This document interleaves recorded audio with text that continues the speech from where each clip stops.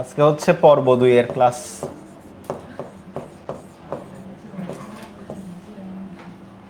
ঠিক আছে, বাহ কি কপা না, কারেন্ট তো আছে, আছে আছে। আচ্ছা, তো কথা হচ্ছে আজকে পদার্থের গাঠনিক ধর্ম পর্ব 2। তো পদার্থের গাঠনিক ধর্মে আমরা এতদিন কি কি পড়লাম? আমরা হচ্ছে স্থিতিস্থাপকতা পড়ছি, স্থিতিস্থাপক বল পড়ছি, পীড়ন পড়ছি, বিকৃতি পড়ছি, এরপর স্থিতিস্থাপক গুণাঙ্ক পড়ছি, হুকের সূত্র পড়ছি, এরপর হচ্ছে ইয়ং এর গুণাঙ্ক পড়ছি, ইয়ং এর গুণাঙ্কে কৃতকাজ পড়ছি। তার মানে এক ক্লাসে আমরা এই অধ্যায়ের যেই বেসিকটা থেকে সবচাইতে বেশি কোয়েশ্চেন, ম্যাক্সিমাম কোয়েশ্চেন আসবে, ওইটা আমরা কি করে ফেলছি, পড়ে ফেলছি, এবং দেওয়ারতি কিচ্ছু করেন। পড়ছো? ভেরি গুড, তাহলে আমার কষ্ট কমে গেছে। তাহলে এখন হচ্ছে আমরা কি করব? আমরা এখন যেটা করব, যে টপিকগুলো আমরা লাস্ট ক্লাসে পড়লাম ওই টপিকগুলোর বোর্ড কোয়েশ্চেন সলভ করব এবং type wise mathematical problem solve করব।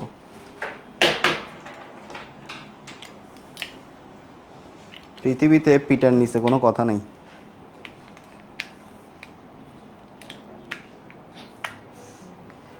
দেখছো প্রমাণ? আর প্রমাণ দেখছো? আচ্ছা, দুঃখের বিষয় এগুলো সব ভেঙে গেছে।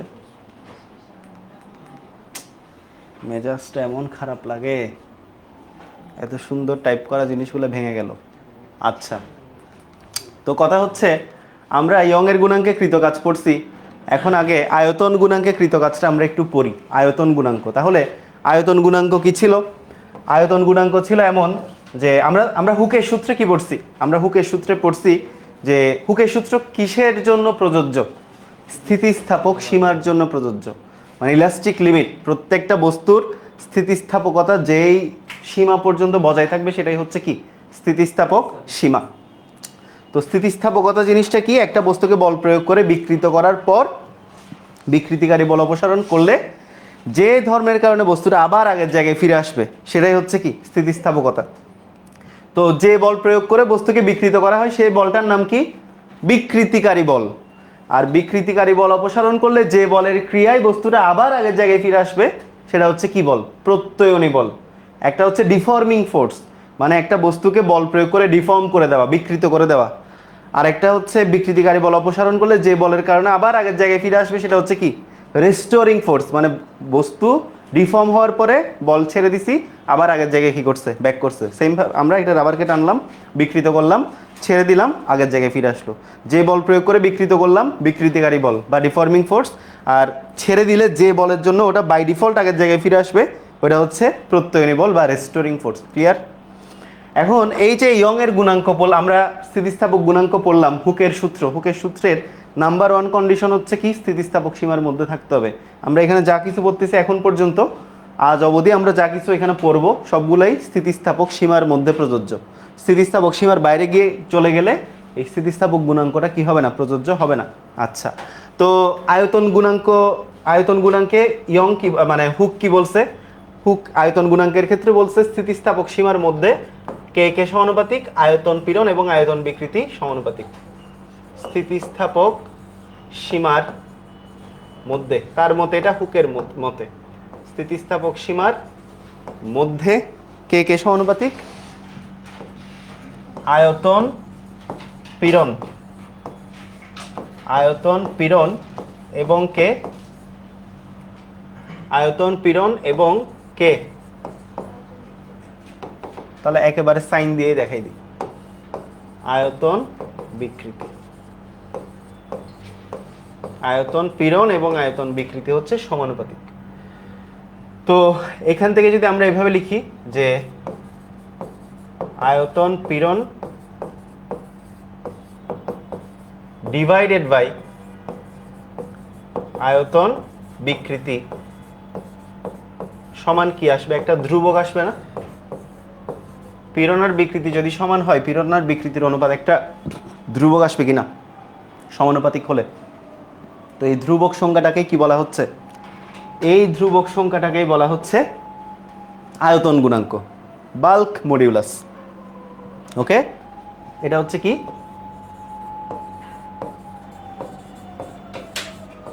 আয়তন গুণাঙ্ক। Bulk modulus. বুঝা গেছে? আচ্ছা, এটাকে কে দ্বারা প্রকাশ করা হয়? কি দ্বারা প্রকাশ করা হয়? কে দ্বারা প্রকাশ করা। কে দ্বারা কি করা হচ্ছে? এটাকে প্রকাশ করা হচ্ছে কি দ্বারা?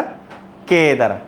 আচ্ছা, তো কথা হচ্ছে এই যে আয়তন গুণাঙ্কটা, আয়তন বিকৃতিটা কি ছিল, কেমন ছিল বলো তো? আয়তন বিকৃতিটা ছিল এমন, খেয়াল করো আয়তন বিকৃতিটা কেমন ছিল। তো মনে করো আমার কাছে একটা, এটা মনে করো একটা গোলক, তো এই গোলকের আদি আয়তন কত?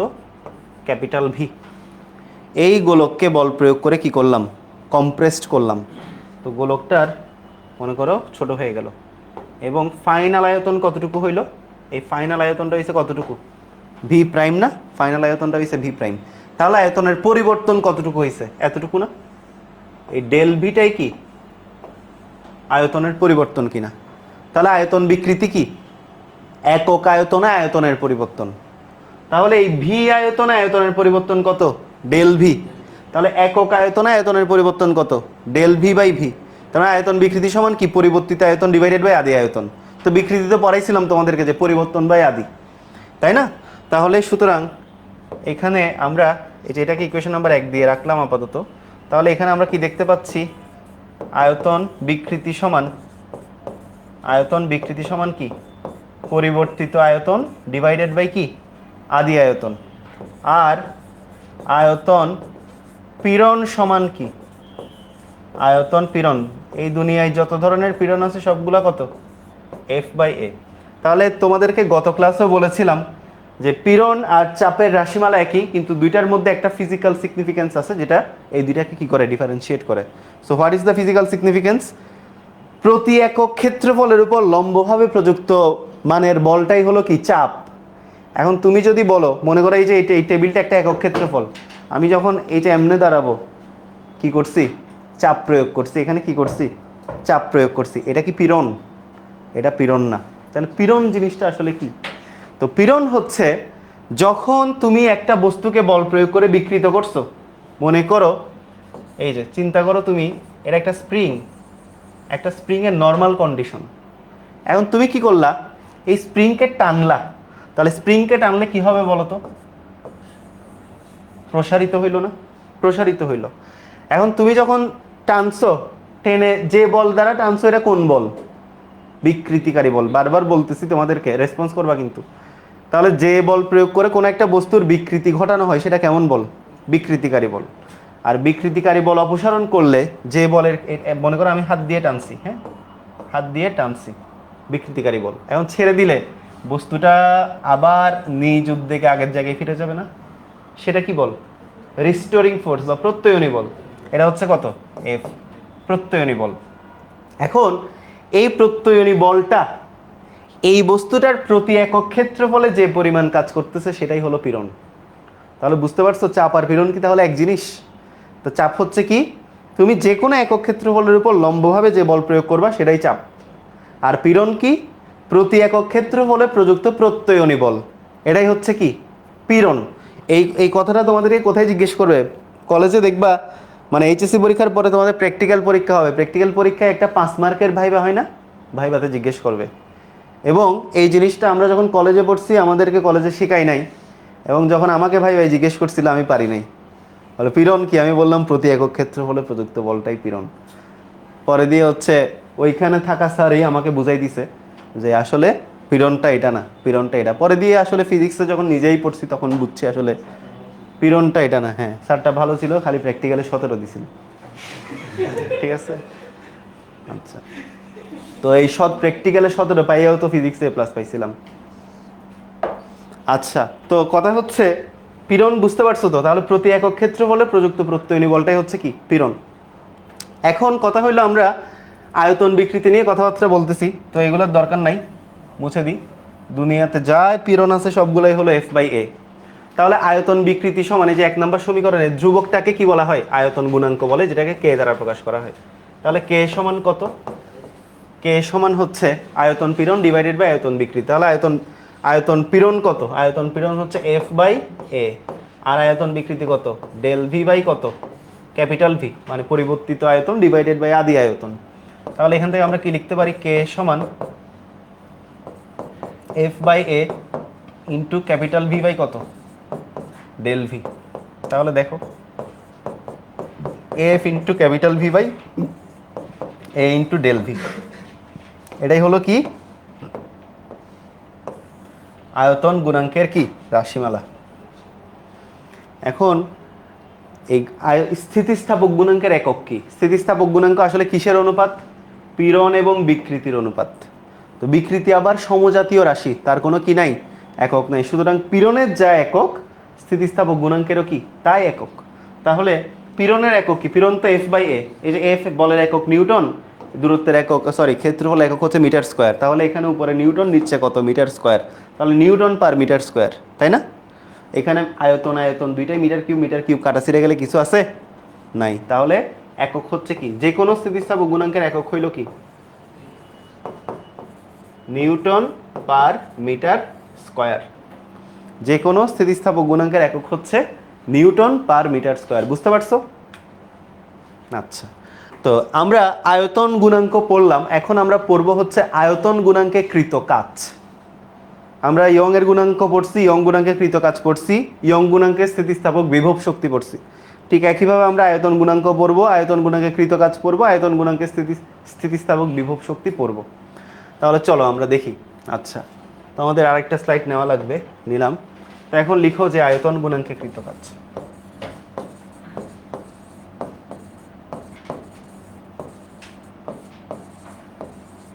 আয়তন গুণাঙ্কে কি কৃত কাজ।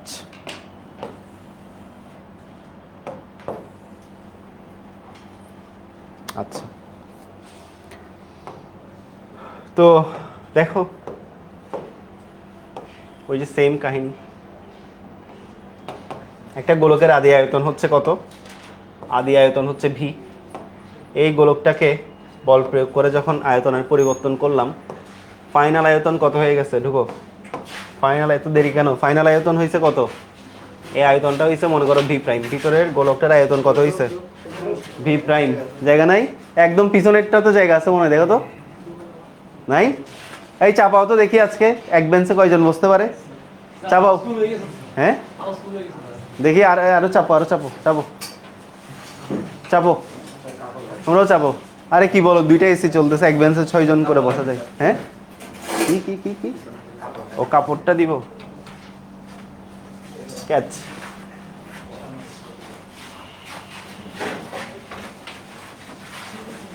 ফার্স্ট সেটেল হও।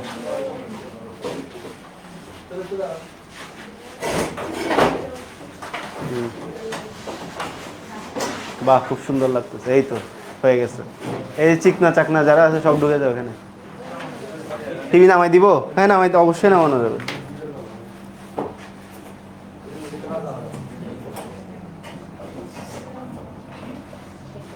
এখন ঠিকঠাক, পারফেক্ট, পারফেক্ট, ওকে। তো এখন আমরা কি পড়বো, আয়তন গুণাঙ্কে কৃত কাজ পড়বো, ঠিক আছে? আচ্ছা, আমি একটা জিনিস বুঝলাম না, তোমাদের এত লম্বা চেয়ার থাকতে তোমরা এখানে কি সমযোজী বন্ধনে আবদ্ধ হয়েছে সবাই? আরো যাও, আরো যাও। আচ্ছা, তাহলে এখানে আয়তনের পরিবর্তন কতটুকু হয়েছে, ডেল ভি পরিমাণ। আচ্ছা, তো এখন আমাকে একটা কথা বলো, এই যে আয়তনটা এখানে কমে গেছে, কি করা লাগছে, চাপ প্রয়োগ করা লাগছে না? চাপ প্রয়োগের ফলে কি হয়েছে, আয়তনের পরিবর্তন হয়েছে না?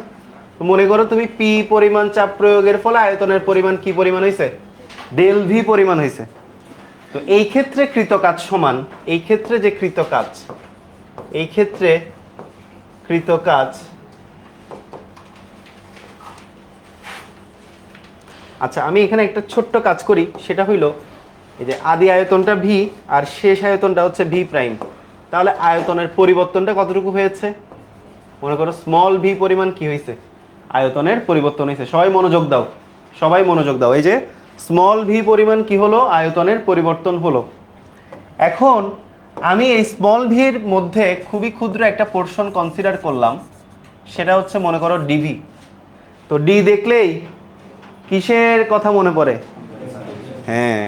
তাহলে এখন কথা হচ্ছে, আমাদের লাইফে আমরা তো কাজ শিখছি একভাবে, যে কাজ সমান বল গুণ সরণ। তোমরা যখন সেকেন্ড ইয়ার প্রথম অধ্যায় পড়বা তাপগতিবিদ্যা, তখন দেখবা কাজ সমান শুধু বল গুণ সরণ না, কাজ সমান চাপ গুণ আয়তনের পরিবর্তন। ঠিক আছে, তাহলে আয়তনের পরিবর্তন হইলেও কি হয়, কাজ হয়। কারণ আয়তনের পরিবর্তন করার জন্য দায়ী প্যারামিটার কে, চাপ। ঠিক আছে, তো মনে করো তোমার হাতে একটা গোলক আছে, ওই যে গোলককে চাপ দিলে কি হয়, আয়তনের পরিবর্তন হয়। মনে করো এই গোলকটায় চাপ দিলাম, পি পরিমাণ চাপ দিলাম, আয়তনের পরিবর্তন হয়ে ছোট হয়ে গেছে ভি প্রাইম। তাহলে এখানে আয়তনের পরিবর্তনটা কি, স্মল ভি। স্মল ভি যদি আয়তনের পরিবর্তন হয়, তাহলে এইখানে আমার ক্ষুদ্র একটা আয়তন কনসিডার করলাম, সেটা হচ্ছে কত, ডিভি। এই ডিভি পরিমাণের মানে ক্ষুদ্র আয়তন পরিবর্তনের জন্য যে কৃতকাজ করব সেটা কি, ক্ষুদ্র হবে না? তাহলে এখানে আমি লিখতে পারি না কৃতকাজ সমান চাপ গুণ কি, আয়তনের পরিবর্তন, লিখতে পারি কিনা?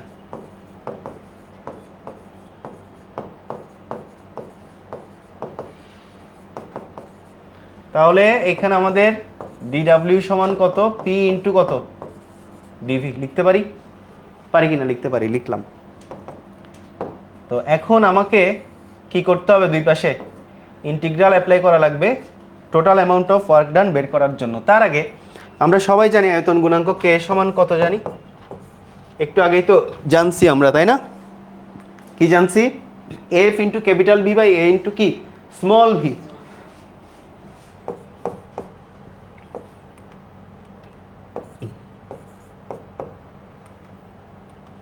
মানে ডেল ভি আর কি। এখানে ডেল ভিটাকে আমরা কি, এখানে ডেল ভিটাকে আমরা কি আকারে লিখছি, স্মল ভি আকারে লিখছি। সো এখানে আমরা কি লিখব, স্মল ভি আকারে লিখব। তো এখন দেখো এই যে এফ বাই এ, এটাকে আমরা কি, এটা এই জিনিসটা অ্যাকচুয়ালি কি, পীড়ন না, পীড়ন।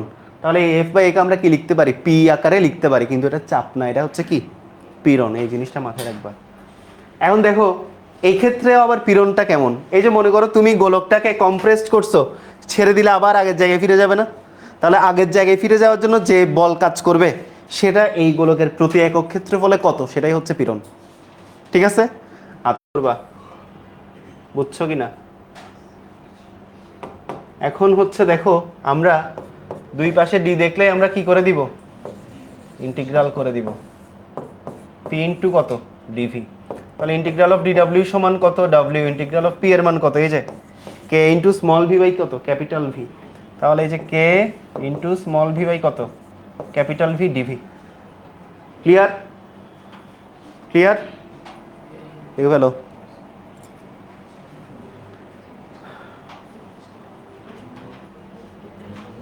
তাহলে এখন দেখো এই যে কে আর ক্যাপিটাল ভি, আচ্ছা এই যে ডিভি এটা কার ফাংশন, স্মল ভি এর ফাংশন নাকি ক্যাপিটাল ভি এর ফাংশন, স্মল ভি এর ফাংশন।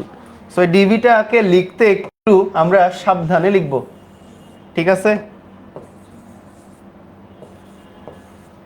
ওকে, তাহলে কে বাই ভি আমাদের বাইরে চলে আসলো, integral of small V into কত, ডিভি। তো ইন্টিগ্রাল করছো তো সবাই, ডিফারেন্সিয়েশন করছো, ইন্টিগ্রাল করছো, করো নাই? যাদের যাদের ইন্টিগ্রেশন ডিফারেন্সিয়েশন রেকর্ডেড ক্লাস লাগবে আমাকে জানাবে, দিয়ে দিব।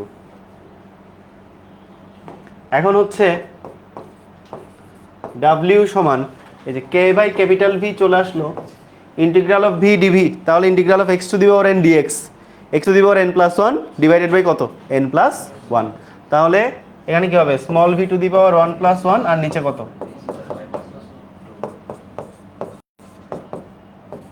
কে স্মল ভি স্কোয়ার বাই কত। তাহলে ডাব্লিউ সমান half k v square by কত, এটাই হলো আয়তন গুণাঙ্কে কৃতকাজের রাশিমালা। এটাই হচ্ছে কি, আয়তন গুণাঙ্কে কৃতকাজের রাশিমালা। বুঝা গেছে? আচ্ছা, তো এখন আমরা পড়বো, আমরা তো আয়তন গুণাঙ্কে কৃতকাজ দেখলাম, এখন আমরা পড়বো একক আয়তনে কৃতকাজ। এই যে কৃতকাজটা বের হলো, তখন এই পুরা গোলকের আয়তন কত ছিল, ভি ছিল না? তখন এই পুরা গোলকের আয়তন ছিল কত, ভি। তাহলে ভি আয়তনে কৃতকাজ হইতেছে এটা, তাহলে একক আয়তনে কৃতকাজ কত সেটা আমাদের কি করা লাগবে, বের করা লাগবে। ঠিক আছে, একক আয়তনে কৃতকাজ বের করব। এইটুক পর্যন্ত বোঝা গেছে সবার? তো এইটুক পর্যন্ত আমি আশা করবো সবাই বুঝতে পারছো। তো পরের পেজে যাচ্ছি। সবার লেখা শেষ? ফার্স্ট লিখো লিখো লিখো। এখন আমরা একক আয়তনে কৃতকাজ বের করব। একক আয়তনে কৃতকাজ। আচ্ছা, এইখানেই আর কি করি নাকি? রেখে এই পাশে নিয়ে যাই। হ্যাঁ হ্যাঁ, এখন দেখো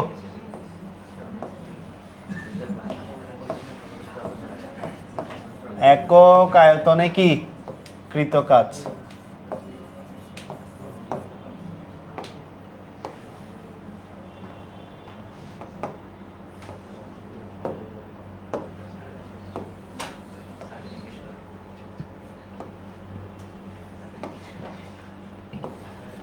মনে করি আমার এই যে ভি আয়তনে কৃতকাজ ডাব্লিউ, তাহলে একক আয়তনে কৃতকাজ কত? কত কম?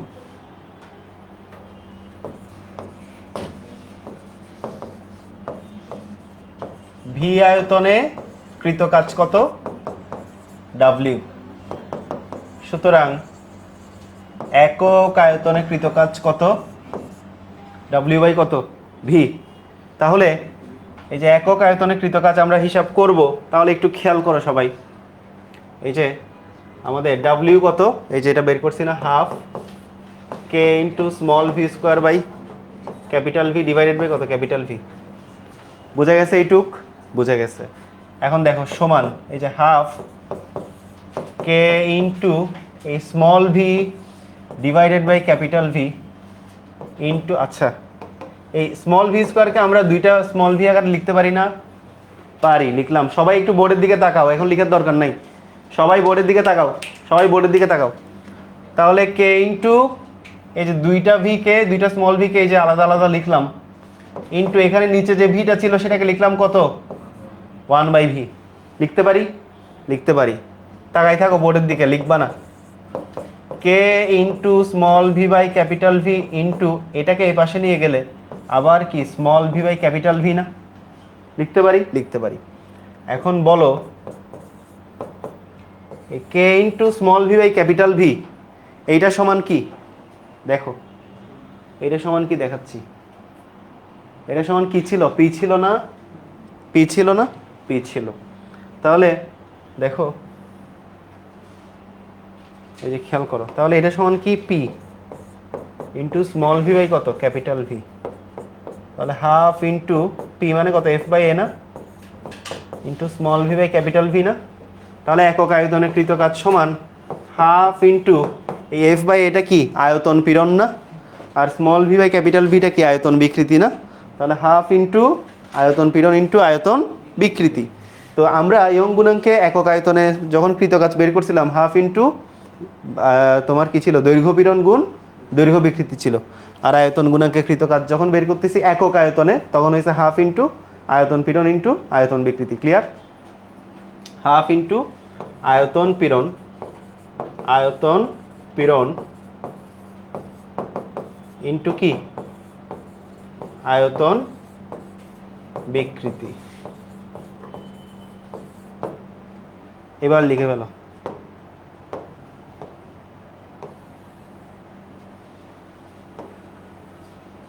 এগুলো সব একক আয়তনে কৃতকাজের সূত্র।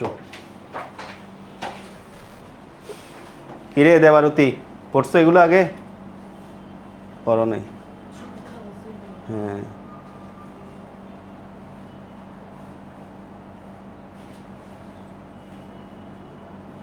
অর্ণব লিখতেছো তো? মনে আছে তো লাস্ট ক্লাসের কথা? কি দিব্য?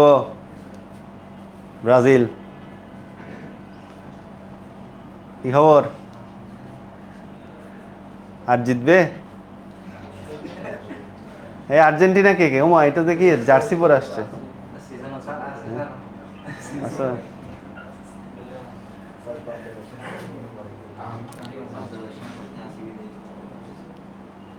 তাড়াতাড়ি তাড়াতাড়ি লিখো, হাতের লিখা ফাস্ট হইতে হবে।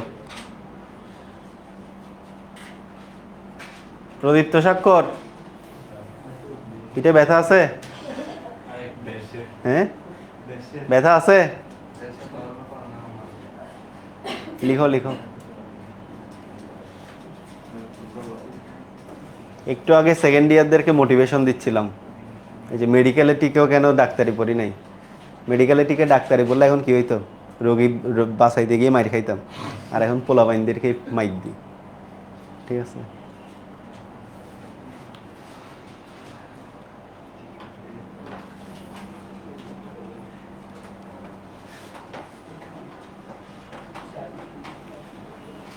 সবার লেখা শেষ?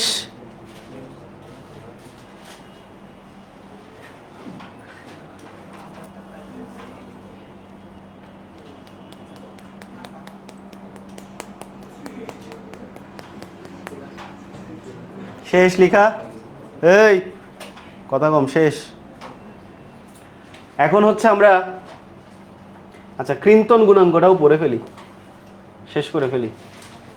কৃন্তন গুণাঙ্কে কৃত কাজ পড়ার আগে কৃন্তন গুণাঙ্ক জানতে হবে না? তো কৃন্তন বিকৃতি পড়াইছি না, থিটা। এখন আমরা পড়বো কৃন্তন গুণাঙ্ক। তাহলে কৃন্তন গুণাঙ্কেও হুক কি বলছে? কোন সীমা? স্থিতিস্থাপক সীমা। তো হুকের মতে স্থিতিস্থাপক কিসের মধ্যে? স্থিতিস্থাপক সীমার মধ্যে কে কে সমানুপাতিক? কৃন্তন পীড়ন ও কৃন্তন বিকৃতি। কৃন্তন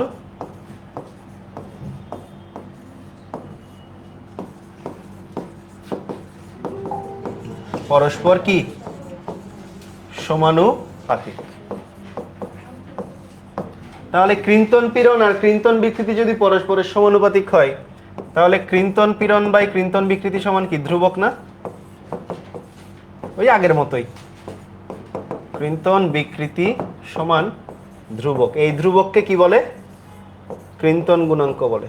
এই ধ্রুবককে কি বলে? কৃন্তন গুণাঙ্ক। এটাকে ইটা দ্বারা প্রকাশ করা হয়। কি দ্বারা প্রকাশ করা হয়? ইটা দ্বারা প্রকাশ করা হয়। বোঝা গেছে? কৃন্তন গুণাঙ্ককে ইটা দ্বারা প্রকাশ করা হয়। হ্যালো, কেন? তো ক্লাস নিচ্ছি। হ্যাঁ, কেন কেন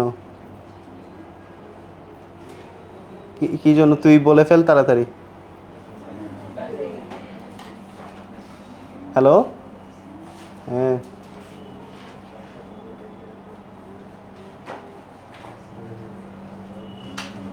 আচ্ছা, কত টাকা? আমি ঐশীর বিকাশে পাঠাচ্ছি। আচ্ছা ঠিক আছে। ব্যাংকে ব্যাংক ডিটেলস দিতে বলো তাইলে।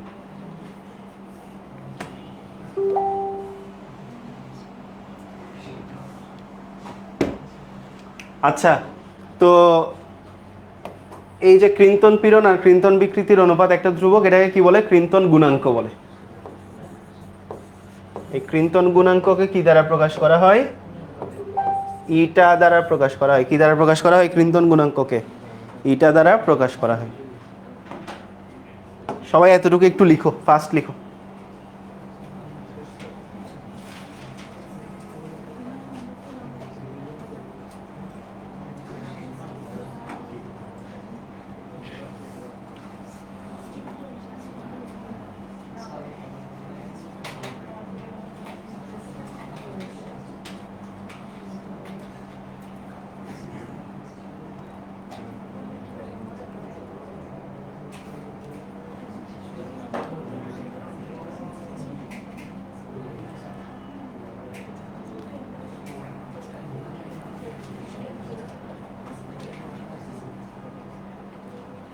হ্যালো ঐশী, তোর থেকে দিয়ে দে, আমি তোকে হচ্ছে ক্লাস শেষ করে পাঠাচ্ছি।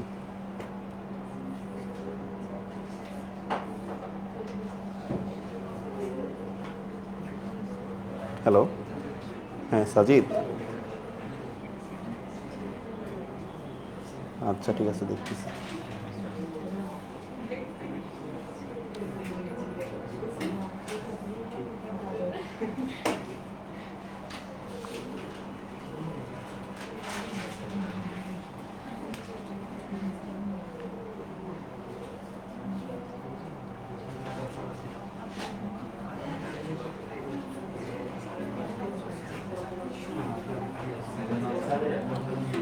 আচ্ছা এই দেখো দেখো দেখো কথা কম। তাহলে কৃন্তন গুণাঙ্ক এটা, তাহলে দেখো এটা সমান কি কৃন্তন পীড়ন। কৃন্তন পীড়ন কত এফ বাই কত এ, আর কৃন্তন বিকৃতি কত থিটা না।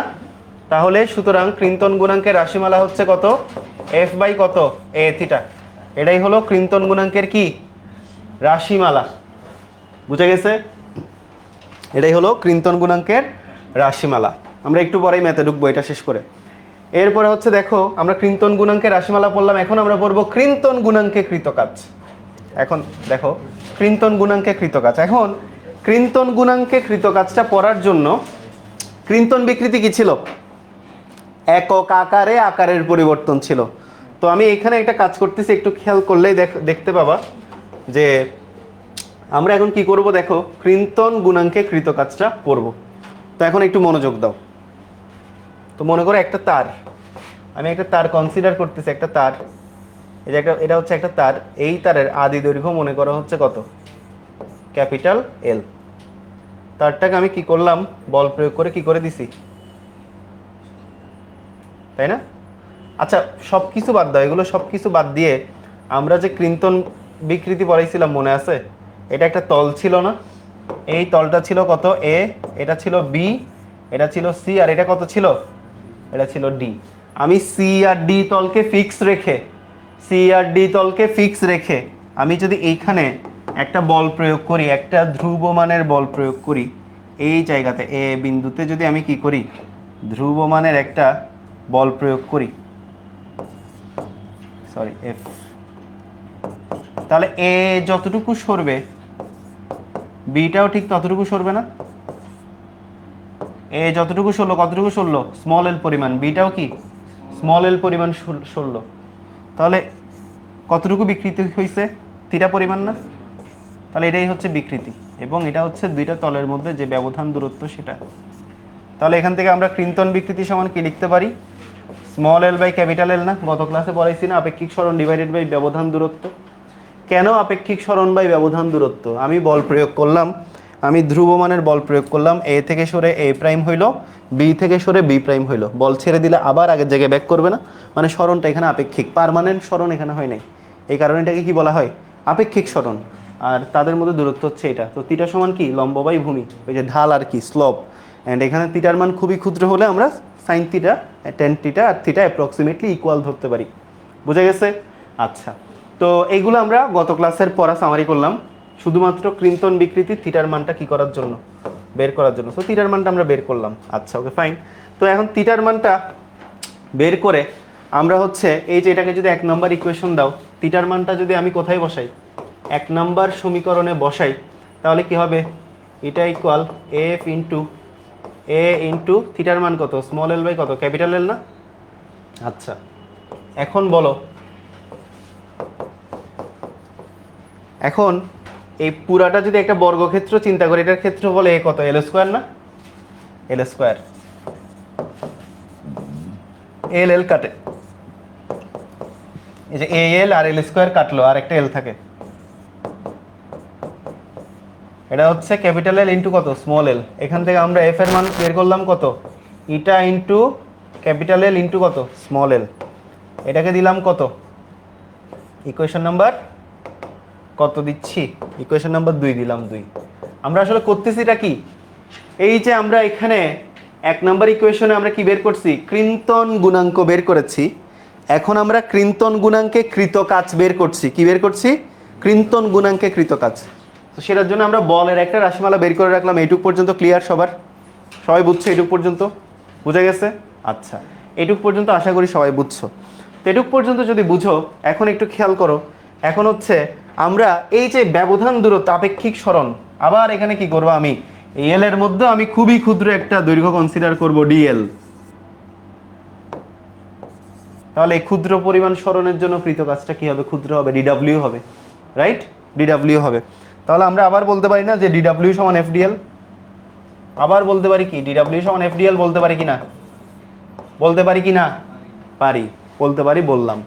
তো এখন কথা হচ্ছে আমরা যদি উভয় পাশে ইন্টিগ্রেট করি, ইন্টিগ্রেট অফ ডিডব্লিউ সমান ইন্টিগ্রেট অফ এফডিএল, তাহলে এটা ডাব্লিউ সমান ইন্টিগ্রেশন অফ এফ এর মান কত eta into capital L into small l DL.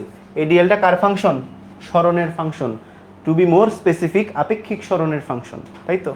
তাহলে এখন কথা হচ্ছে এই যে ডাব্লিউ সমান, এই যে আমরা যদি এটা বাইরে বের করে নিই, ক্যাপিটাল এল বাইরে integral of small L into DL, তাহলে দেখো ডাব্লিউ সমান ইটা এল ইন্টিগ্রাল অফ এল ডিএল মানে কত? এল স্কোয়ার বাই কত? 2। তাহলে সুতরাং এটাই হচ্ছে ক্লিন্টন গুণাঙ্কে কৃতকাজ, হাফ ইটা এল ইন্টু কি এল স্কোয়ার। এটাই হচ্ছে কি ক্লিন্টন গুণাঙ্কে কৃত কাজ। এটা হচ্ছে কি ক্লিন্টন গুণাঙ্কে কৃত কাজ। সবাই কি বুঝতে পেরেছি? বুঝছো? বুঝছো? আগে পড়ছো এগুলা? পড়নি। এই যে শুভঙ্করের ফাঁকি।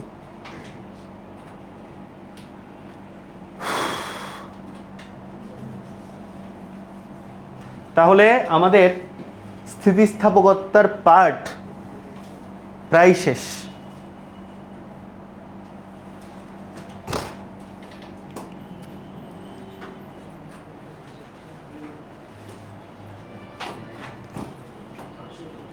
এটাই হচ্ছে ক্লিন্টন গুণাঙ্কে, তোমরা বুঝতে পারছো? বুঝছো তো? এই ফয়সাল, হ্যাঁ অবশ্যই শেষ হবে। এই জন্যই তো এত এত ফাস্ট পড়াচ্ছি। ফাস্ট পড়াচ্ছি বলে এমন না যে কিছু বাদ দিয়ে পড়াচ্ছি, সবই পড়াচ্ছি, বাদ নাই।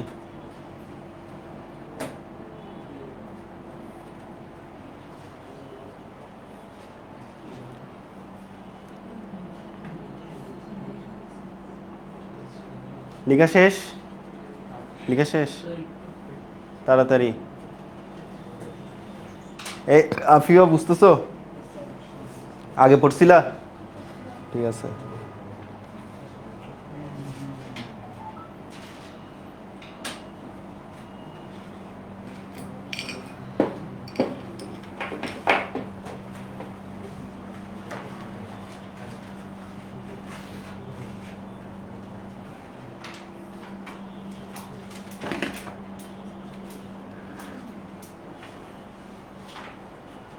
লিখা শেষ? আচ্ছা, তাহলে চলেন আমরা আমরা হচ্ছে এখন একক আয়তনে কৃত কাজ বের করব। তাহলে একক আয়তনে, এই যে একক আয়তনে কৃত কাজ লিখো। একক আয়তনে কি বের করব? কৃত কাজ। আমরা এখন একক আয়তনে কৃত কাজ বের করব। তাহলে দেখো ডাব্লিউ সমান কি ছিল? Half eta capital L into small এল স্কোয়ার, ঠিক আছে? এখন দেখো half eta capital L into small l এভাবে লিখতে পারি না? লিখতে পারি। হাফ ইন্টু এটা সমান কত? এটা সমান আমরা একটু আগে 2 নম্বর ইকুয়েশন এফ লিখছি না? তাহলে হাফ এফ এল না? আচ্ছা, এখন আমরা একক আয়তনে কৃত কাজে যাই নাই, বাই দ্য ওয়ে, এখন আমরা আগের জায়গাতে আছি। তাহলে এই সূত্রটা দিয়েও তোমাদের ম্যাথ করতে হবে যে কৃত কাজ সমান হাফ ইন্টু প্রযুক্ত বল গুণ দৈর্ঘ্য বৃদ্ধি। হাফ ইন্টু প্রযুক্ত বল ইন্টু কি দৈর্ঘ্য বৃদ্ধি। হাফ ইন্টু প্রযুক্ত বল ইন্টু কি দৈর্ঘ্য বৃদ্ধি। আচ্ছা, তো এখন আমরা মনে করি ভি আয়তনে আমাদের যে কৃত কাজ সেটা হচ্ছে কত? ডাব্লিউ। তাহলে একক আয়তনে কৃত কাজ হচ্ছে কত? ডাব্লিউ বাই কত? ভি। তাহলে একক আয়তনে কৃত কাজ, এই যে ডাব্লিউ কত? হাফ ইন্টু কত? এফ ইন্টু কত? এল না? আবার আয়তন সমান কি ক্ষেত্রফল গুণ উচ্চতা না? তাহলে এখন কথা হচ্ছে এটাকে কিভাবে লিখতে পারি? Half into F by A into small L by capital L. এই যে এফ বাই এ হচ্ছে পীড়ন, small L by capital L হচ্ছে থিটা, বিকৃতি, তাই তো? Small L by capital L মানে কত? থিটা। তাহলে আবারও কি পেলাম? হাফ ইন্টু ক্লিন্টন পীড়ন গুণ ক্লিন্টন বিকৃতি। হাফ ইন্টু ক্রিন্তন পীড়ন ইন্টু কি ক্রিন্তন কি বিকৃতি। তো যত ধরনের গুণাঙ্ক আছে সব গুণাঙ্কেই কি আসছে, ইয়ং গুণাঙ্কে আসছে হাফ ইন্টু দৈর্ঘ্য পীড়ন গুণ দৈর্ঘ্য বিকৃতি, আয়তন গুণাঙ্কে আসছে হাফ ইন্টু আয়তন পীড়ন গুণ আয়তন বিকৃতি, আর ক্রিন্তন গুণাঙ্কে আসছে হাফ ইন্টু ক্রিন্তন পীড়ন গুণ ক্রিন্তন বিকৃতি। ক্লিয়ার? বুঝে গেছে?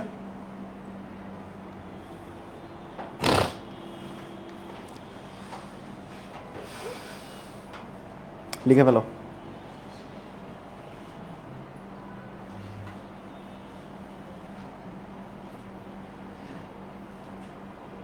আমরা ম্যাথ করি।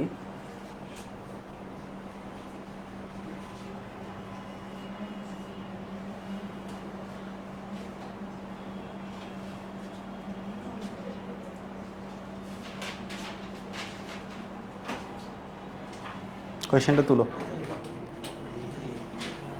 হ্যাঁ, আগের আগের স্লাইড কোথায় আছো, কি লিখতেছো? এত ফাস্ট তুমি লিখছো না? দেখা ওই সামনের জন থেকে দেখো। এই কোয়েশ্চেনটা তুলো।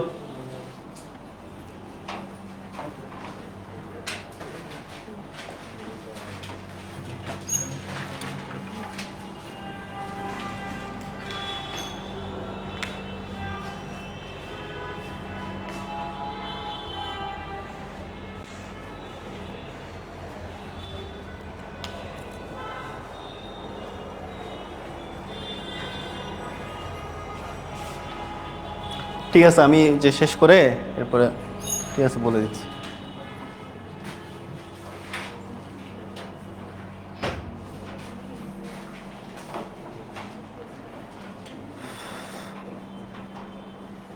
তো কোয়েশ্চেনে কি বলছে দেখো, একটা বহুতল দালান যে উপকরণ দিয়ে তৈরি তার স্থিতিস্থাপক সীমা দেওয়া আছে কত, 5 × 10⁵ নিউটন পার মিটার স্কয়ার, এবং ওই দালানের ঘনত্ব দেওয়া আছে 0.65 × 10³ কেজি পার মিটার কিউব। তো মনে করো তুমি একটা বিল্ডিং বানাইবা, তো তোমার প্রতি বিল্ডিং এর উচ্চতা হচ্ছে কত মিটার, 3.2 মিটার। ঠিক আছে, তো 3.2 মিটার। আচ্ছা বলো তো এইখান থেকে এইটুক পর্যন্ত উচ্চতা কত মিটার, কত মিটার হইতে পারে? হ্যাঁ, আইডিয়া আছে? এইখান থেকে এতটুকু পর্যন্ত কত মিটার? 3 metre, 2-3 metre. কয় ফুট হবে? কয় ফুট? এইটুকু হচ্ছে তোমার কত, 8 ফুট। 8 না 10 হবে, 10 ফুট সমান কয় মিটার দেখো, 10 ফুট সমান কয় মিটার দেখতে হবে আমারও। তো যাই হোক, তো প্রতি তলার উচ্চতা 3.2 মিটার। আমি ভাবছিলাম এটা অনেক ছোট হবে। ওই দালানের সর্বোচ্চ উচ্চতা কত হতে পারে এবং দালানটা কত তালা করা সম্ভব? আচ্ছা, এই ম্যাথের পিছনে দারুণ একটা ফিজিক্স আছে। এই ম্যাথের পিছনে ফিজিক্সটা কি? মনে করো তুমি একটা বিল্ডিং বানাবা, প্রথমত তোমার কি দেওয়া লাগে, ফাউন্ডেশন দেওয়া লাগে না? ফাউন্ডেশন দাও, বিল্ডিংয়ে কি দাও, ফাউন্ডেশন দাও। তো ফাউন্ডেশনটা দাও কিসের উপর, ভূমির উপর। তো ভূমির উপর তুমি কি দাও, ফাউন্ডেশন দাও। তার মানে পুরো বিল্ডিংয়ের ওজনটা কে ক্যারি করে, ফাউন্ডেশন ক্যারি করে, ভূমি না। ওই ফাউন্ডেশনের ওজনটা আবার কে ক্যারি করে, ভূমি ক্যারি করে। পুরো বিল্ডিংয়ের ওজন ক্যারি করে ফাউন্ডেশন, আর ফাউন্ডেশনের যে ওজনটা সেটা ক্যারি করে কে, ভূমি। তার মানে ভূমি, বিল্ডিং ভূমিকে কি দিচ্ছে, একটা বল দিচ্ছে। তো ওটা যদি ক্রিয়া হয় তাহলে ভূমিও বিল্ডিংকে উপরের দিকে একটা কি দেয়, প্রতিক্রিয়া দেয়। এখন যখন নর্মাল অবস্থা, ভূমিকম্প হয় নাই, এমন অবস্থায় ক্রিয়া প্রতিক্রিয়া সমান, বিল্ডিং কিসে আছে, ব্যালেন্সে আছে। এখন এই যে প্রত্যেকটা বিল্ডিং যে উপকরণ দিয়ে তৈরি, ইট বালি সিমেন্ট রড যাই বলো, সো যা যা উপকরণ দিয়ে তৈরি, তো পুরো জিনিসটা মিলায় অ্যাজ এ হোল একটা বিল্ডিং। তো প্রত্যেকটা বিল্ডিং এর কি আছে, একটা ইলাস্টিক লিমিট আছে, স্থিতিস্থাপক সীমা আছে। তো এই যে ভূমির উপরে বিল্ডিংটা বল প্রয়োগ করতেছে বা যে চাপটা দিচ্ছে, যে বিকৃতি, ভূমিকে বিকৃত করে ফেলছে না? ভূমিকে বিকৃত করছে কিনা? বিল্ডিং তোলার সময় ভূমি বিকৃত হয়, এটা কি জানো? মানে ভূমিকে বিকৃত করা হয়, ঠিক আছে? মানে এই যে চোখ মুখ লম্বা বড় করে ফেলছে। এবার আমি সাটগায়া ভাষায় একটা কথা বলি, তাইলে তোমরা সবাই বুঝতে পারবা, ঠিক আছে? তো বলে না বিল্ডিং ইবে দাবি গিয়ে ওই, হ্যাঁ, এটার মানে এই যে দেখছো সিরেঙ্গা। তো তো এই যে দাবি গিয়ে ওই বলে, এটাই হচ্ছে কি বিকৃতি, ঠিক আছে? এখন ভূমিকম্পে কি হয়? ভূমি এবার বিল্ডিং এর উপরে কি দেয়? প্রেসার দেয়। যখন টেকটনিক প্লেটগুলো যখন ডিসপ্লেসমেন্ট হয়, তখন ভূমি কি করে? বিল্ডিং এর উপর প্রেসার দেয়। আর ভূমির দেওয়া প্রেসারটা যদি ইলাস্টিক লিমিট ক্রস করে, তখন ভেঙে যাবে। আর যদি ইলাস্টিক লিমিট ক্রস না করে, তাহলে বিল্ডিং অক্ষত থাকবে। তো রিসেন্টলি জাপানে একটা হচ্ছে প্রযুক্তি উদ্ভাবন হয়েছে, এটা এখন পুরো বিশ্বব্যাপী কি এখন ছড়াই গেছে, সেটা হচ্ছে কি, প্রত্যেকটা বিল্ডিংকে ভূমিকম্প নিরোধক করার জন্য বিল্ডিংয়ের যে ফাউন্ডেশন আছে, ফাউন্ডেশন যে ইয়াগুলা বিমগুলো আছে, ওখানে স্প্রিং বসাই দেওয়া হচ্ছে, স্প্রিং। তখন ভূমিকম্প হইলে কি হবে? ওই বিল্ডিংগুলাই সবচাইতে বেশি দুলবে, কিন্তু ভাঙবে না, ঠিক আছে? কারণ ওই যে তোমার ইলাস্টিসিটি বাড়ানো হয়েছে, এটার স্প্রিং তো ইটসেলফ ইলাস্টিক, তাই না? স্প্রিংকে টানবা, প্রসারিত হয়েছে, ছেড়ে দিবে, আবার আগের জায়গায় ফিরে আসছে। তো নর্মালি স্প্রিং না থাকলে কি হবে? ওই তোমার যে ইয়াগুলো আছে, খাম্বাগুলো আছে, ওই খাম্বাগুলাই কি করে? মুভমেন্ট করে। এবং যদি স্প্রিং না থাকে, খাম্বাগুলো মুভমেন্ট করলে তো আসতে মানে একটা সময় গিয়ে ভাঙবে। একটা সময় যদি তোমার 7 রিক্টার স্কেল যদি হয়, ঢাকা শহর তো মনে করো শেষ নাই হয়ে যাবে আর কি। তো কথা হচ্ছে এই যে যখন তোমার এই খাম্বাগুলোতে যখন কি করা হয়, এই যে স্প্রিং বসানো হয়, তখন ভূমিকম্পের যে এনার্জিটা, সেটা খাম্বার কাছে যাওয়ার আগে কে অ্যাবজর্ব করে নেয়? স্প্রিং অ্যাবজর্ব করে নেয়, যার ফলে বিল্ডিংটা অনেক বেশি দুলতে পারে, কিন্তু ভাঙার চান্স থাকে না, ঠিক আছে? তো এটাই হলো জাপানের নতুন উদ্ভাবিত প্রযুক্তি। তো আর এটাকে মারা যাবে কেন? এই বাচ্চাকালের ফিল পাবে, মনে হয় দোলনায় দুলতেছে, কি মজা। আচ্ছা, যাই হোক, তো কথা হচ্ছে এই ম্যাথের জন্য কনসেপ্ট কি, সর্বোচ্চ কত উচ্চতা পর্যন্ত হইতে পারে। এই মনোযোগ, দালানটা সর্বোচ্চ কত উচ্চতা পর্যন্ত হতে পারে, এটার পিছনে কনসেপ্ট হচ্ছে কি, দালানের ওজন যদি বিল্ডিং এর স্থিতিস্থাপক সীমার সমান হয়, ততটুকু পর্যন্ত হতে পারবে। স্থিতিস্থাপক সীমার বাইরে গেলেই কি হয়ে যাবে? দালান ভেঙে যাবে। কনসেপ্টটা কি বুঝাইতে পারছি? দালানের ওজন দিচ্ছে নিচের দিকে, ভূমি যে প্রত্যয়নী বল দিবে সেটা উপরের দিকে, এবং স্থিতিস্থাপক সীমা ডিপেন্ড করে কার উপর? প্রত্যয়নী বলের উপর। প্রত্যয়নী বলের উপর একটা রাবারকে টানলাম, টেনে ছেড়ে দিলাম, তাহলে যে সীমা পর্যন্ত টানলে তার উপর প্রত্যয়নী বল কাজ করে, ওটাকে আবার আগের জায়গায় নিয়ে আসবে, ওটাই স্থিতিস্থাপক সীমা, রাইট? ইলাস্টিক লিমিট কি? যে লিমিট পর্যন্ত ইলাস্টিসিটি বজায় থাকবে, সেটাই ইলাস্টিক লিমিট। ইলাস্টিক লিমিটের বাইরে নিয়ে গেছো, ইলাস্টিক ফ্যাটিক হয়ে যাবে। তো তোমাদেরকে তো ইলাস্টিক ফ্যাটিকের কথা বলি নাই, বলছি ইলাস্টিক ফ্যাটিক জিনিসটা কি, একটা রাবারকে তুমি টানছো, আগের জায়গায় আবার ফিরে আসছে, আবার টানছো, আগের জায়গায় ফিরে আসছে। এখন মনে করো টানতেছো, আবার ওই কতগুলো গুড়া বাচ্চা কাচ্চা থাকে না, দেখছো না, ওই যে শয়তানের লাডি। তো ওই যে মনে করো কি, এর আবার একটা নিয়ে এমন এমন করে, তখন কি এক সময় রাবারটা গিয়ে আর কি লুজ হয়ে যায়, আগের জায়গার ব্যাক করে না। তো এটাকে বলে ইলাস্টিক ফ্যাটিক। তো যখন কন্টিনিউয়াস টানতে থাকে, টানতে থাকে, আগের জায়গায় নিয়ে আসে, আবার টান, আবার আগের জায়গায় নিয়ে আসে, এটাকে বলে ক্রমাগত পীড়ন বিকৃতির পরিবর্তন করা, পীড়ন বিকৃতির হ্রাস বৃদ্ধি করা। তো একটা ইলাস্টিক বডিকে তুমি যখন ক্রমাগত এটার পীড়ন বিকৃতি হ্রাস বৃদ্ধি করবা, তখন যেটা হবে সেটা হইল ওটা স্থিতিস্থাপকতা কি হয়ে যায়, আস্তে আস্তে নষ্ট হয়ে যায়, ওটা সম্পূর্ণ আগের অবস্থায় ফেরত যাইতে শৈথিল্য প্রদর্শন করে, মানে অনীহা প্রদর্শন করে। এটাকে বলা হয় কি, ইলাস্টিক ফ্যাটিক বা স্থিতিস্থাপক ক্লান্তি। তা একটা খুবই ইম্পর্টেন্ট মেডিকেল কোয়েশ্চেন, সেটা হচ্ছে স্থিতিস্থাপক ক্লান্তির ব্যাখ্যাকে দিছে কেলভিন নামক একজন বিজ্ঞানী, স্থিতিস্থাপক ক্লান্তির ব্যাখ্যা দিছে, এটাও আসে পরীক্ষায়, ঠিক আছে? তো বলে দিলাম আর কি, বিভিন্ন সালতাল ইম্পর্টেন্ট আছে না, যেমন কার্নোচক্র কে আবিষ্কার করছে, এটাও ইম্পর্টেন্ট। আবার আইনস্টাইন কত বছর বয়সে নোবেল পাইছে, এটাও যেমন ইম্পর্টেন্ট। ইলাস্টিক ফ্যাটিকের ব্যাখ্যা কে দিছে, এটাও ইম্পর্টেন্ট। ঠিক যেমন ইম্পর্টেন্ট হচ্ছে ভেক্টরে গিবস যে নেপলা, ঠিক আছে, ডেলের নামকরণ কি ছিল? নেপলা ছিল। তো এটা নামকরণটা কে করছিল? গিবস করছিল। তো গিবস নামটা খুবই ইম্পর্টেন্ট, পরীক্ষায় আসে। আচ্ছা, তো দালানটা সর্বোচ্চ কত উচ্চতা পর্যন্ত হইতে পারে? এটা কিসের উপর ডিপেন্ড করতেছে তাহলে? দালানের ওজন যদি স্থিতিস্থাপক সীমার সমান হয় তাহলে দালান কি থাকবে? অক্ষত থাকবে।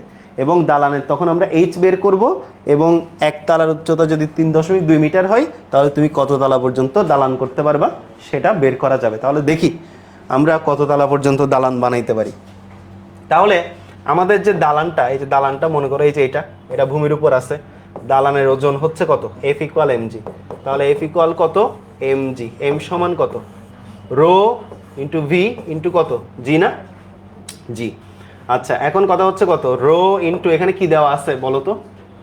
এইখানে আমাদের ঘনত্ব দেওয়া আছে, স্থিতিস্থাপক সীমা দেওয়া আছে। আচ্ছা, আয়তন তো দেওয়া নাই তাই না? যে উপকরণ দিয়ে তৈরি। আচ্ছা, ভি সমান আমি কি লিখতে পারি? ভি সমান আমরা লিখতে পারি হচ্ছে এ এইচ লিখতে পারি না? এ কি দেওয়া আছে? আচ্ছা, দেওয়া নাই। এখন এখানে দেখো এই ম্যাটটাতে আমাদের ক্ষেত্রফল কি দেওয়া আছে? দেওয়া নাই। তাহলে আমরা ধরে নিব এই দালানটার প্রতি একক ক্ষেত্রফলে কি পরিমাণ প্রত্যয়নী বল কাজ করতেছে। তখন আমরা ক্ষেত্রফলটা কত ধরবো? 1 ধরব। তাহলে এখন দেখো, মনে করি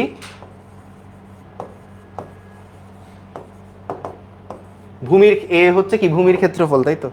কারণ দালানের যে অংশটা ভূমিতে আবদ্ধ আছে আমার ওই ক্ষেত্রফলটা লাগবে, তাই তো? মনে করি ভূমির ক্ষেত্রফল হচ্ছে, মনে করি ভূমির ক্ষেত্রফল 1 মিটার স্কোয়ার। ভূমির ক্ষেত্রফল কত? 1 মিটার স্কোয়ার। আচ্ছা, তো এখানে আমরা যদি বসাই যে রো এর মান কত? 5 ইন্টু কত? Sorry, 0.65 10 cube. 0.65 ইন্টু কত? 10 কিউব। ভূমির ক্ষেত্রফল 1, জি এর মান 9.8, আর এখানে একটা এইচ থাকবে। ঠিক আছে? তাহলে শর্ত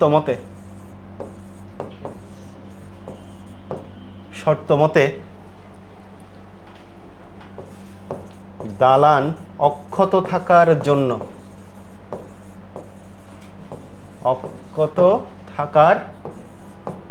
জন্য আচ্ছা, এই এফটা কি বলতো? বল না? বলটা কে দিচ্ছে? দালান দিচ্ছে। কার উপর দিচ্ছে? ভূমির উপর দিচ্ছে। তাহলে এটা ভূমির উপর পীড়ন বললে কি কোনো সমস্যা আছে? কারণ যে পরিমাণ বল দিচ্ছে ওই বলটাই তো ভূমি আবার উপরের দিকে দিয়ে ব্যালেন্স করে রাখছে। ভূমি বেসিক্যালি প্রতি একক ক্ষেত্রফলে যে প্রত্যয়নী বল দিচ্ছে ওইটা পীড়ন। দালান যে বল দিয়ে ভূমিকে দাবাই ফেলছে ওইটা কি? বিকৃতিকারী বল। তো সেম পীড়ন সৃষ্টিকারী বল কে দিছে? প্রত্যয়নী বল কে দিছে? ভূমি দিছে। তাহলে আমরা এই বলটাকে কি বলতে পারি? ভূমির উপর পীড়ন বলতে পারি। সত্য মতে ভূমির উপর পীড়ন, দালান অক্ষত থাকার জন্য ভূমির উপর পীড়নটা কিসের সমান হইতে হবে?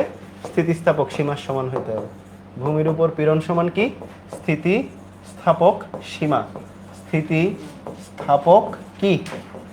সীমা। তাহলে ভূমির উপর পীড়ন, আচ্ছা পীড়ন সমান বলো তো আবার এফ বাই এ না? তো এখানে তো এ তো 1 মিটার স্কোয়ার ধরছি, তো আমাদের কোনো প্যারা আছে? প্যারা নাই। এখন দেখো এই 1 মিটার স্কোয়ার যে ধরছি এটা কিভাবে ব্যালেন্স হয়েছে দেখো। এখানে 1 ধরছি, এখানে আলটিমেটলি এফ বাই এ, তাহলে 1 এ 1 এ কাটা। তোমার যদি ভূমির ক্ষেত্রফল 2 থাকতো, 2 তে 2 তে কাটা। বুঝতেছো বিষয়টা? ধরতে পারছো? ধরতে পারে নাই। পারে নাই, চেহারা দেখলে বুঝে যায় কে ধরতে পারছে পারে নাই। ভূমির উপর পীড়ন হচ্ছে কত? এফ বাই এ না? আচ্ছা, তো এখন মনে করো আমি এখানে এ এর মানটা যাদের যাদের মানতে কষ্ট হয়েছে যে আমি কেন একক ক্ষেত্রফল ধরবো, তো তুমি 2 ধরো, তুমি 3 ধরো, তুমি 4 ধরো, তুমি 5 ধরো, তুমি অসীমের মানে সীমা থেকে অসীমের মাঝে যে কোনো একটা মান ধরো। ধরতে পারি না? পারি। তো এখন যদিও বা এখানে ধরি, তো সেটাকে আমি যদি এ আকারেও লিখি, এখানে কি বলতেছে? আমি ভূমির উপর পীড়নটা কার সমান হবে? স্থিতিস্থাপক সীমার সমান হবে। মানে ভূমি দালানকে যে পীড়নটা দিচ্ছে সেটা যদি স্থিতিস্থাপক সীমা পর্যন্ত দেয় তাহলে অক্ষত থাকবে, নাইলে ভেঙে যাবে। এটাতে কারো কোনো কনফিউশন আছে? এখন কথা হচ্ছে এফ বাই এ, এফ এর যখন এই মানটা বসাবো তো এ কাটা যাবে না? তা আলটিমেটলি এর মান তুমি যাই ধরো না কেন, কোনো সমস্যা আছে? কোনো সমস্যা নেই, তা ধরতে পারি। বুঝতে পারছো? এই বুঝতে পারছো? বুঝে গেছে? আচ্ছা, তাহলে এই স্থিতিস্থাপক সীমা কত? 5 ইন্টু 10 টু দি পাওয়ার কত? 5। এখন দেখো এখানে এফ এর মান কত? 0.65 into 10 cube into A into 9.8 into h divided by A into 5 into 10 to the power 8। বলো এখান থেকে এইচ এর মানটা বের হয় কিনা। এইচ এর মান বের করো, কত আসে দেখো, তাড়াতাড়ি করো, আজকে আহনাফ আসে নাই, আহনাফ আসছে, সকালে আসছে। দেখি এইচ এর মান করো, কত আসে দেখো। আহনাফ থাকলে এতক্ষণে বের করে দিত। এইচ এর মান কত আসে? কি অম্লান ডি কস্টা, ওটা মেন্ডি, হ্যাঁ নাকি, হ্যাঁ 6370। দেখি, এই তো বললাম তো, ম্যাথগুলো তো করাইতে করাইতে বুড়া হয়ে গেছি বাবা।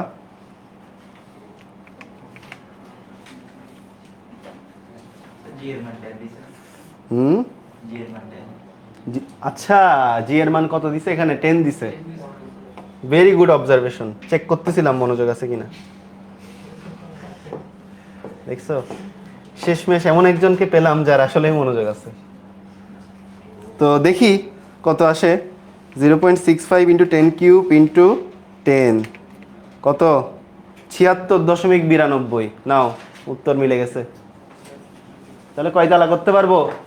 24 তালার মতন পারবো মনে হয়। 76 দশমিক কত 92। তাহলে তালার সংখ্যা, আচ্ছা তালা না দি, তলা দি, তলার সংখ্যা কয় তলা পর্যন্ত করা যাবে? এন সমান কত? 76.92 ভাগ প্রতি তলার উচ্চতা কত? 3.2। এ কয় তালা রে অম্লান? নাই? তাহলে বিল্ডিং আর বানাইতে পারলা না, আমার মতন গরিবই রয়ে গেলা। যাক, আমি অন্তত অন্যভাবে একটু বানানোর চেষ্টা করি। সেটা হচ্ছে 76 দশমিক কত 92 ভাগ 3.2, 24 তালা। 24 তলা। তাহলে বিল্ডিং দালানটা কয় তালা পর্যন্ত বানানো পসিবল? 24 তালা পর্যন্ত বানানো পসিবল। বুঝা গেছে সবাই? বুঝছো? বুঝছো? ঠিক আছে।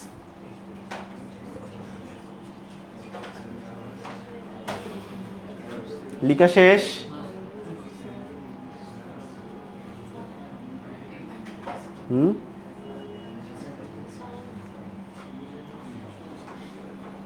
লিখো লিখো লিখো।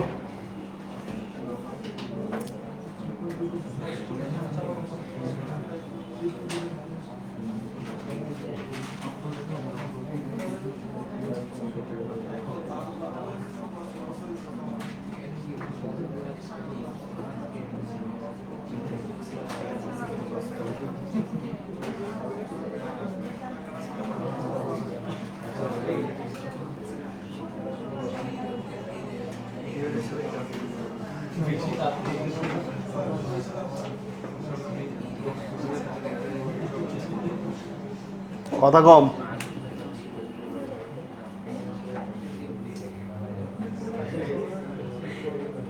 এটা দেখো 2 মিটার, এই কথা কম, 2 মিটার দীর্ঘ, এল এর মান 2, ব্যাস কত 0.6 মিলিমিটার।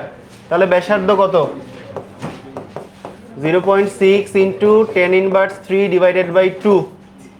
ব্যাসার্ধ বের করলাম। একটা ইস্পাতের তারের দৈর্ঘ্য 1 মিলিমিটার বৃদ্ধি করতে দৈর্ঘ্য বৃদ্ধি কত? 1 mm। তাহলে 1 ইন্টু 10⁻³ কত কাজ করতে হবে? ডাব্লিউ এর মান কত বের করতে বলছে আমাদের? ইয়ং মডুলাস দেওয়া আছে কত? 2 ইন্টু কত 10⁻11। তাহলে আমরা জানি ইয়ং এর গুণাঙ্ক সমান F into capital L by A into কত স্মল এল। কার মান বের করতে বলছে? আচ্ছা দুঃখিত, এটা করে তো লাভ নেই, আমাদেরকে বলছে কৃত কাজ বের করতে, তাই না? তাহলে ইয়ং গুণাঙ্কের কৃত কাজ ডাব্লিউ সমান কত? Y A capital L square divided by কত স্মল এল, না 2l না? তাহলে ইয়ং গুণাঙ্ক বসাও, 2 ইন্টু 10⁻11। তাহলে 8 দেওয়া আছে। এ সমান কত? এ সমান হচ্ছে পায়ের স্কোয়ার। তাহলে হ্যাঁ small L square by 2 into capital L. হ্যাঁ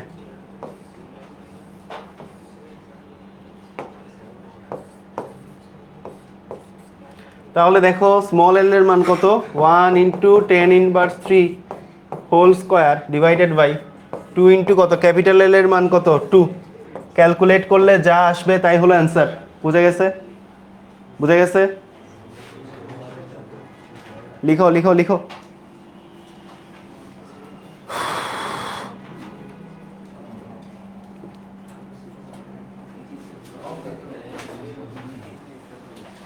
আর বরাবর 4 মিনিট, 4 মিনিট।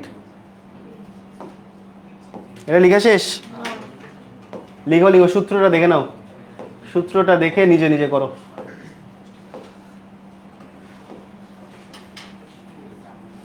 পয়জনের অনুপাত, তো পয়জন আসলে বিষ না, এটা একটা বিজ্ঞানীর নাম। তো পয়জনের অনুপাত কিসের মধ্যে প্রযোজ্য? স্থিতিস্থাপক সীমার মধ্যে প্রযোজ্য। পয়জনের অনুপাত কিসের মধ্যে প্রযোজ্য?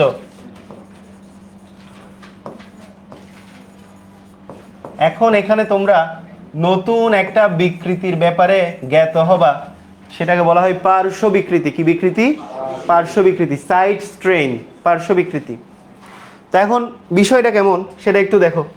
স্থিতিস্থাপক সীমার মধ্যে পার্শ্ব বিকৃতি এবং দৈর্ঘ্য বিকৃতির অনুপাত একটা ধ্রুব সংখ্যা, এটাকেই বলা হচ্ছে কি? পয়জনের অনুপাত বা পয়জুলিস রেশিও। ঠিক আছে? তো পয়জনের অনুপাত কি? লিখো, স্থিতিস্থাপক সীমার মধ্যে পার্শ্ব বিকৃতি ও দৈর্ঘ্য বিকৃতির কি অনুপাত, এটাই হলো কি? পয়জনের অনুপাত। এটাকে এই যে এরকম সিগমা দিয়ে কি করা হয়? প্রকাশ করা হয়। এখন পার্শ্ব বিকৃতি জিনিসটা কি সেটা একটু সবাই মনোযোগ দাও, এখনই বুঝে যাবা। তো মনে করো তোমার কাছে একটা এই যে এরকম কি আছে, একটা সিলিন্ডার আকৃতির বস্তু আছে, ঠিক আছে? এরকম। এখন এটার আদি দৈর্ঘ্য কত? ক্যাপিটাল এল। এখন তুমি যদি এটাকে টান দাও তাহলে এটা কি হয়ে যাবে? চিকন হয়ে যাবে, আর কি হয়ে যাবে? লম্বা হয়ে যাবে। খেয়াল করো, এরকম না? আমি কিন্তু খাতা চেক করব, মনে আছে তো? লাস্ট ক্লাসের শাস্তি। হ্যাঁ দেখি, হ্যাঁ ঠিক আছে। এখন দেখো, তাহলে আদি দৈর্ঘ্য ছিল এই শেষ শেষ, এটা 2 মিনিট, ছোট একটা জিনিস। এটা হচ্ছে আদি দৈর্ঘ্য ক্যাপিটাল এল, এবং মনে করো এই যে ব্যাসার্ধ হইতেছে কত? এটার ব্যাসার্ধ কত? ব্যাসার্ধ মনে করো আর। এখন দেখো, যখন টান দিছি, বল প্রয়োগ করছি, দৈর্ঘ্য বৃদ্ধি হয়েছে কত? Del L. তাহলে ব্যাসার্ধ দেখো তো আগের তুলনায় কমে গেছে না? ব্যাসার্ধ কমছে কি না? কমছে। ব্যাসার্ধ কতটুকু কমছে? এখানে বিকৃতি আসলে কতটুকু বাড়ছে বা কতটুকু কমছে সেটা নিয়ে কাজ করে। কমে কত হয়েছে বা বেড়ে কত হয়েছে ওটা নিয়ে কাজ করে না, মনে থাকবে। আদি দৈর্ঘ্য এবং কতটুকু পরিবর্তন সেটা নিয়ে কাজ করে। পরিবর্তন হওয়ার পরে কি রূপে আবির্ভাব হয়েছে ওটা নিয়ে কি করে না? কাজ করে না, মনে থাকবে। তাহলে এইখানে আমার দৈর্ঘ্য, আদি দৈর্ঘ্য ছিল ক্যাপিটাল এল, দৈর্ঘ্য বৃদ্ধি হয়েছে ডেল এল। তাহলে এখানে দৈর্ঘ্য বিকৃতি কত বলো তো? দৈর্ঘ্য বিকৃতি কত? পরিবর্তন বাই কত? আদি। পরিবর্তন বাই কত? আদি। এখন পার্শ্ব বিকৃতি কত? তাহলে পরিবর্তন কত? পরিবর্তনটাই যে মনে করো এইটুক কত? আর প্রাইম না? এইটুক হচ্ছে আর প্রাইম। তাহলে আগে ছিল আর, এখন হয়েছে, সবাই বোর্ডের দিকে তাকাও, আগে ছিল আর, এখন হয়েছে আর প্রাইম। পরিবর্তন কত? আর থেকে আর প্রাইম বাদ দিলে যত থাকে তত, কারণ ব্যাসার্ধ তো আমাদের হ্রাস পাইছে, রাইট? ব্যাসার্ধ কমে গেছে না? তাহলে আমাদের এই যে ডেল আর, এই যে এখানে আমাদের ব্যাসার্ধ হ্রাস, ব্যাসার্ধ হ্রাস, ব্যাসার্ধ হ্রাস কত? ডেল আর সমান আর প্রাইম মাইনাস আর। তোমাকে পরীক্ষায় ম্যাক্সিমাম টাইম এটাই দেওয়া থাকবে। যদি ব্যাসার্ধ হ্রাস দেওয়া না থাকে তাহলে কি দেওয়া থাকবে? ব্যাস দেওয়া থাকবে, ব্যাস। তখন তুমি ডেল ডি করবা, ডেল ডি সমান কত? এটা একটু ভুল লিখছি, এটা হবে আর মাইনাস আর প্রাইম, আরটাই বড়, ডি মাইনাস কত? D prime. হয় তোমাকে আর দিবে অথবা পুরো ডি নিয়ে কাজ করতে হবে, একই কথা। তো পার্শ্ব বিকৃতি, তাহলে পার্শ্ব বিকৃতি মানে কি? পরিবর্তিত পার্শ্ব ডিভাইডেড বাই কি? আদি পার্শ্ব। তাহলে পরিবর্তিত পার্শ্ব মানে কতটুকু ব্যাসার্ধ বা ব্যাস হ্রাস পাইছে, তাহলে সেটা হচ্ছে ডেল আর ডিভাইডেড বাই কত? আদি পার্শ্ব কত? আর। আগে লাগাবে একটা মাইনাস, কারণ এখানে হ্রাস পাচ্ছে, সেই কারণে একটা মাইনাস দিতে হবে। তো সুতরাং পয়সনের অনুপাত সমান, উপরে হচ্ছে কি পার্শ্ব বিকৃতি আর দৈর্ঘ্য বিকৃতির অনুপাত না, তাহলে উপরে হচ্ছে কি পার্শ্ব বিকৃতি ডিভাইডেড বাই কত, দৈর্ঘ্য বিকৃতি। তাহলে আলফা সমান, তাহলে দৈর্ঘ্য পার্শ্ব বিকৃতি কত, মাইনাস ডেল আর বাই আর, আর এখানে হচ্ছে ডেল এল বাই কত, এল। সুতরাং এই যে পয়সনের রেশিও সমান l del r by r del l, সামনে দিবে একটা মাইনাস, বাট ম্যাথ করার সময় মাইনাসটা না দিলেও চলে। অথবা আর এর পরিবর্তে যদি কি থাকে, ডি থাকে, তাহলে minus L del D divided by কত, ডি ডেল এল, জাস্ট আর এর জায়গায় ডি রিপ্লেস হয়েছে, আর কিছু না। বুঝে গেছে? এই হচ্ছে পয়সনের অনুপাত। তো এখন কথা হলো, এই পয়সনের অনুপাতের একটা রেঞ্জ আছে যেটা এমসিকিউতে আসে। তাহলে এই যে পয়সনের অনুপাতের মান, মানে এই যে এর মান কতর মধ্যে, কত থেকে কতর মধ্যে থাকে, -1 থেকে কিসের মধ্যে, -1 থেকে হাফের মধ্যে হচ্ছে কি সীমা, এর মধ্যে থাকে পয়সনের অনুপাত। শেষ, যাও ছুটি।